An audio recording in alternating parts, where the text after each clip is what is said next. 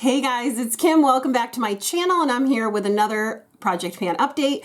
This is for the Eyes project pan.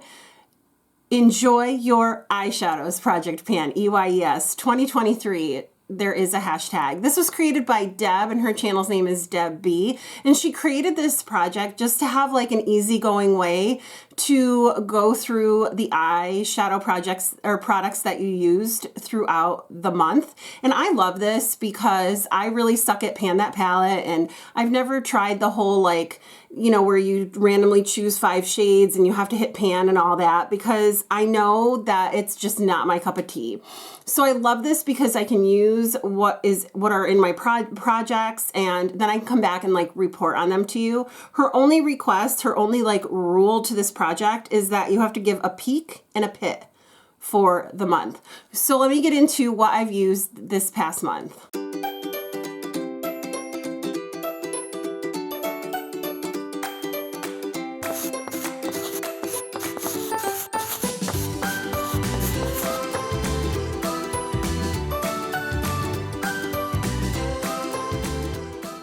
So these are the things that have like rolled out of projects. The first thing I have is this Urban Decay Stoned Vibes palette.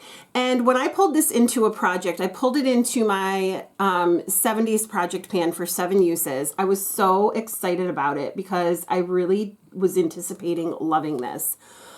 But as I used it, I was realizing that all of these like yummy shades that are supposed to be like creamy or like putty type shadows are all dried out, and all they do is flake. They are still beautiful, and could I put like Duraline in them or something like that to make them work better? I sure could. Do I want to? No.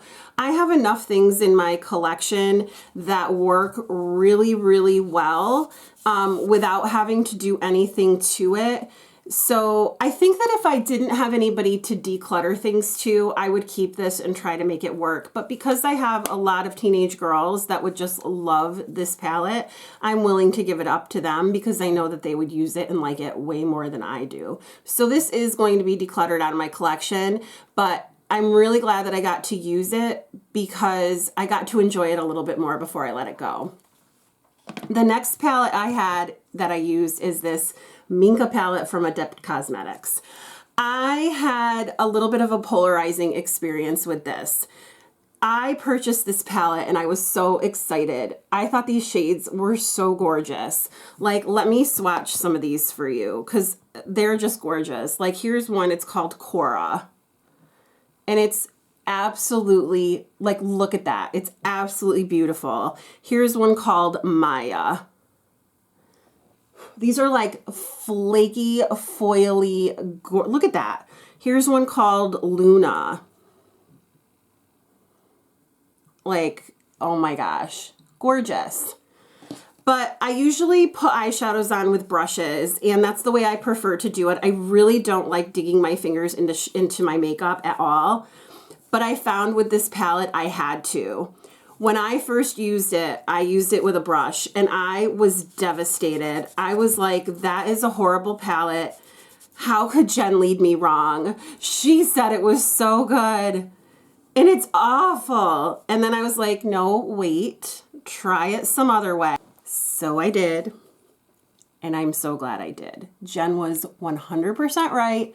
Everybody who has raved about this palette is absolutely right, and I have enjoyed every shade in here and every minute of using this, and this is not going anywhere. This palette is beautiful, and I love it. Next up is the Glam Light Viva Taco palette. I had a really nice time using this as well. I used this to create a green shade, a purpley pink shade. I did a neutral shade, and I really enjoyed it. But again, this is one that I feel like I can declutter, and I'm going to give to the teenagers because I think that they would really enjoy it. And this isn't something that I would naturally gravitate to like I would my Minka palette. So these two so far are being decluttered, but I did enjoy using both of them when I was using them. Next up is my Nomad Haunted Europe palette. This sucker is going nowhere. The color story on this is absolutely beautiful. I love the embossings in the pans. I am such a Nomad girl. I probably will buy every palette they come out with. Not really, but I absolutely love this, and this is not going anywhere as well. This worked really well for me, and I really enjoyed the looks I created. I created a really nice green look. I created like a purpley blue look. I created like a really nice warm brownie orange look. I enjoyed everything about this palette. And this isn't going anywhere as either. And then last but not least is the Alyssa Edwards ABH palette.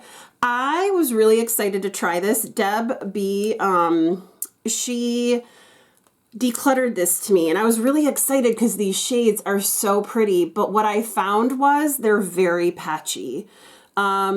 For shadows that are this vibrant, I was really expecting them to look vibrant on the eyes like this, and they just weren't. And I was really disappointed with the patchiness of it, and it just wasn't a formula that I was loving. So this, unfortunately, is going to be decluttered as well. But Deb, I really thank you for letting me try it and decluttering it to me. I'm really happy that I had the opportunity to do that. So my peaks and my pits. I think that I would have to put the Alyssa Edwards palette as my pit. I really felt these shadows were patchy. I wasn't happy with the performance of the mattes or the shimmers on my eyes. And as for my peak, I think you guys will know which one I'm going to choose. That is the Adept Minka palette. This is just so unbelievably gorgeous. If you have the opportunity to purchase this, I mean, you just have to. It's absolutely gorgeous. Like, I can't stop staring at it. So I am so thrilled I have this in my collection. I really enjoy the Adept palettes. And if you have any of the Adept palettes, let me know, and let me know which ones you like, because I'm curious and I am entertaining the idea of trying more. So that is my eyes project pan update. Thank you so much for spending some of your day with me. I really appreciate it, and I hope you have a great day or night wherever you are, and I will talk to you soon. Bye.